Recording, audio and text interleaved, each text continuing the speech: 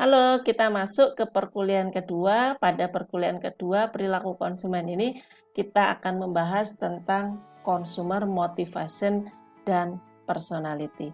Kenapa sih Anda memutuskan untuk mengambil MBA student? Kenapa perempuan suka dengan membeli produk-produk branded? Kenapa ibu-ibu harus mempersiapkan frozen food di rumahnya, di dapur? Semua itu bisa dijelaskan dari konsep motivasi dan personality yang nanti akan kita bahas next.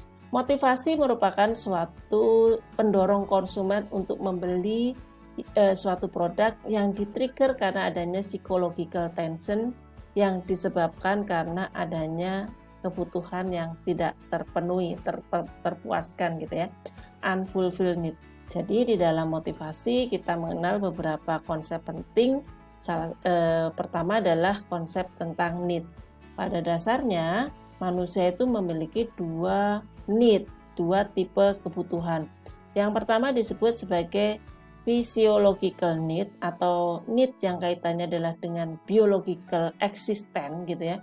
Kebutuhan supaya kita secara biologikal, secara fisik itu tetap hidup, maka manusia membutuhkan makanan, manusia membutuhkan minuman, protection berupa papan maupun berupa pakaian.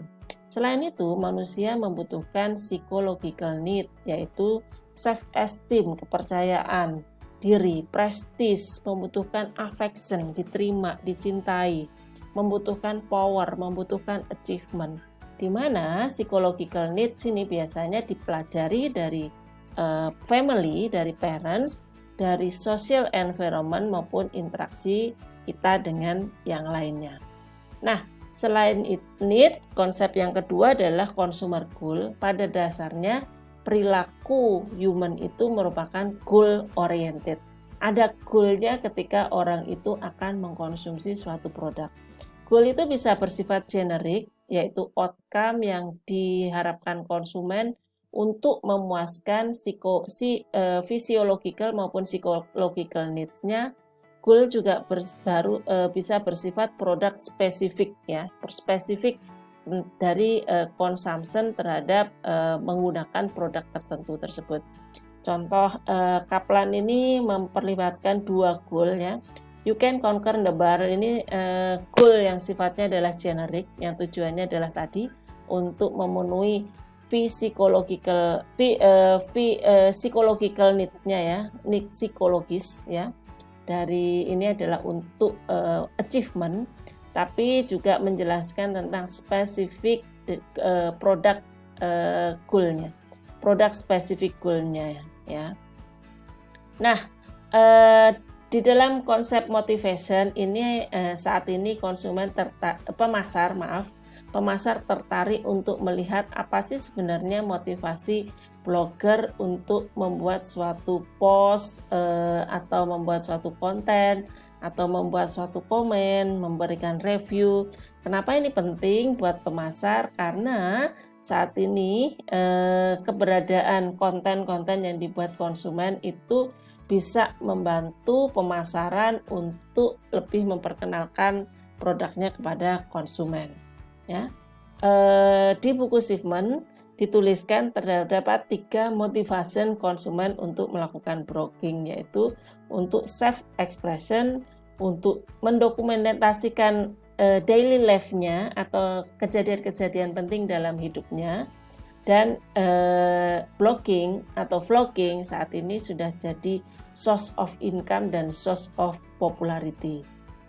Di buku Shipment dijelaskan tentang motivation untuk menggunakan Facebook, diantaranya adalah untuk mencari informasi, ini sebagai media untuk entertainment, untuk menghabiskan waktu, untuk sebagai interpersonal utility, jadi ketemu teman lama, ketemu network baru, karena dia ingin mengkontrol sesuatu, jadi dia memposting sesuatu yang tujuannya adalah mengkontrol informasi gitu ya, mengkontrol sharing sesuatu yang tujuannya mempengaruhi orang lain, dan dia untuk mempromosikan pekerjaan. Ini adalah salah satu contoh studi tentang motivasi melihat bagaimana motivasi orang di sosial media, yang tujuannya adalah supaya nanti pemasar ketika kita ingin memperkuat engagement konsumen kita terhadap blog, kita harus tahu nih apa motivasi mereka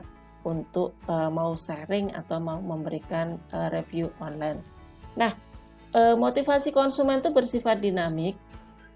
Kenapa disebut sebagai dinamis? Karena need itu tidak pernah fully terpuaskan gitu ya, terpuaskan secara penuh gitu.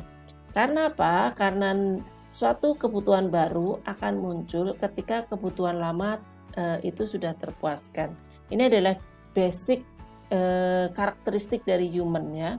Misalkan adalah ketika kita membutuhkan pelayanan yang cepat di suatu bank, pelayanannya sudah dipercepat dari tadinya 10 menit menjadi 7 menit, maka kita pun setelah kita mencapai 7 menit kita merasa belum cepat juga, lebih cepat lagi. Jadi seperti itu adalah karakteristik need dari konsumen.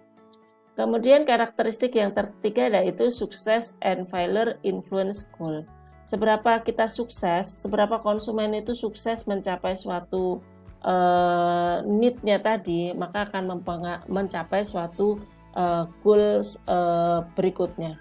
Misalkan adalah ketika dia sudah sukses untuk bisa mendapatkan mobil idamannya saat ini, Avanza katakanlah, maka kesuksesan itu akan men-trigger goal yang lebih besar lagi. Demikian juga ketika dia gagal untuk mendapatkan itu, maka dia akan setting lower goal-nya.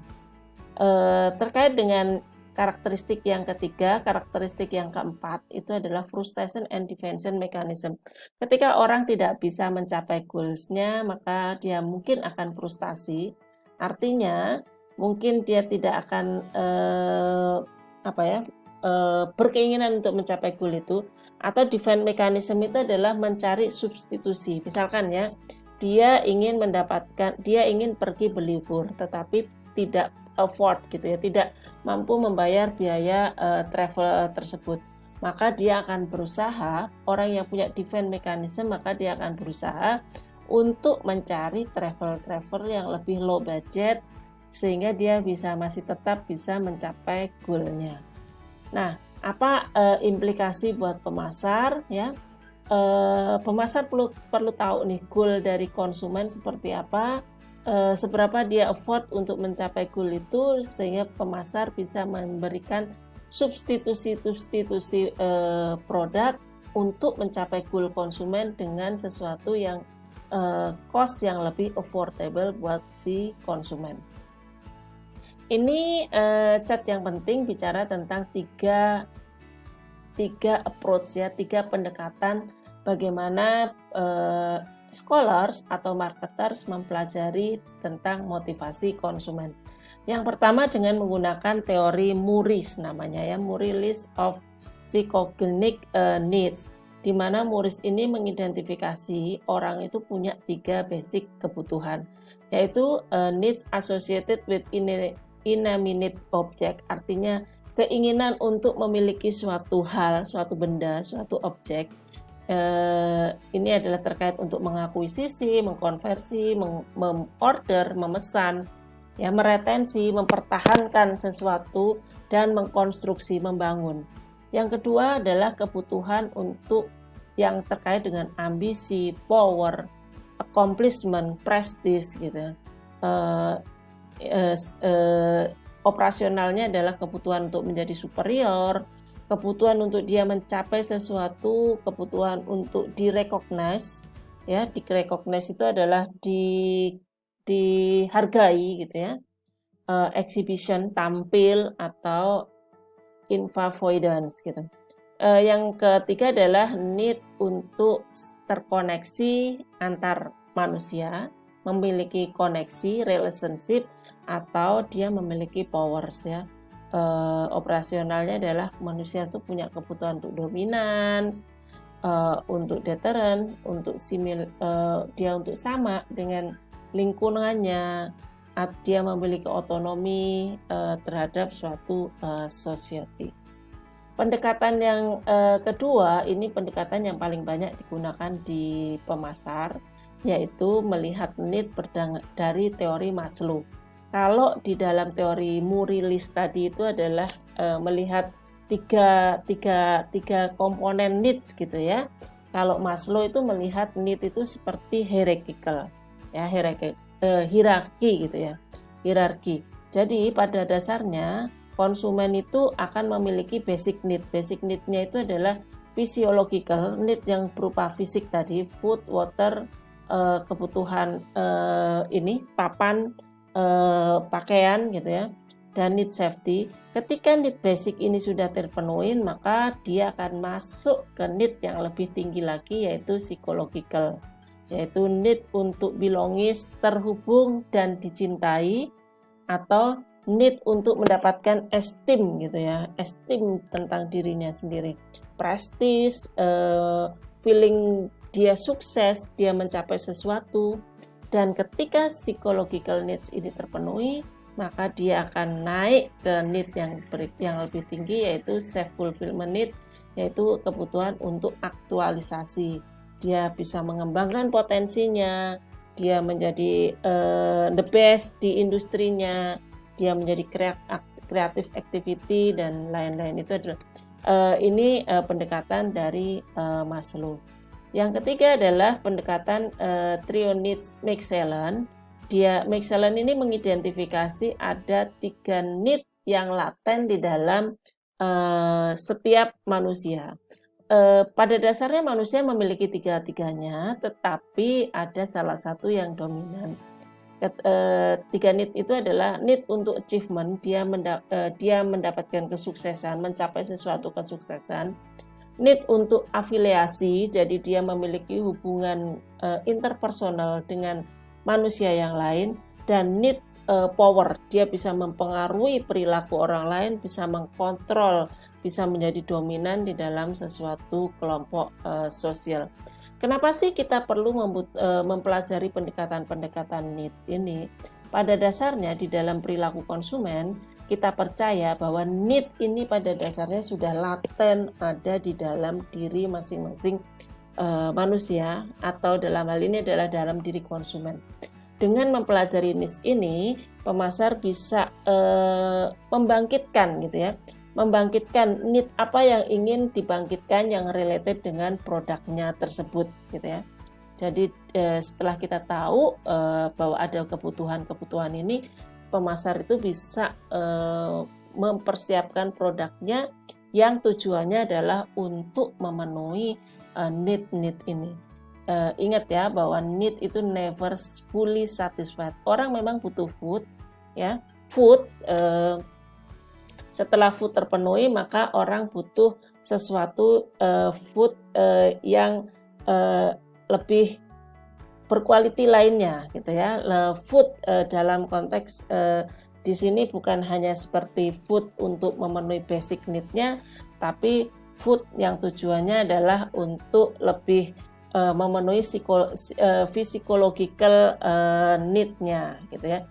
Bisa aja food itu terkait dengan simbolik ya, memperlihatkan siapa dirinya ya, dia membutuhkan green food untuk memperlihatkan bahwa dia adalah orang yang care terhadap dirinya, orang yang care terhadap lingkungannya. Oke, video berikutnya nanti kita akan bicara tentang personality.